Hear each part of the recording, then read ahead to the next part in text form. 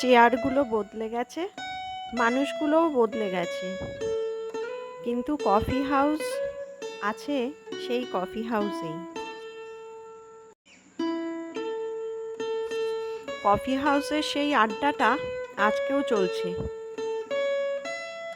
সুনীল গঙ্গোপাধ্যায়, বিষ্ণু দে আজকে নেই, কিন্তু তাদের উত্তরসূরিরা রয়ে গেছে।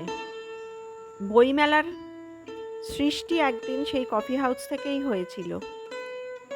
আজও কিন্তু তার উত্তরসূরিরা বহন করে নিয়ে চলেছে সেই ঐতিহ্যকে।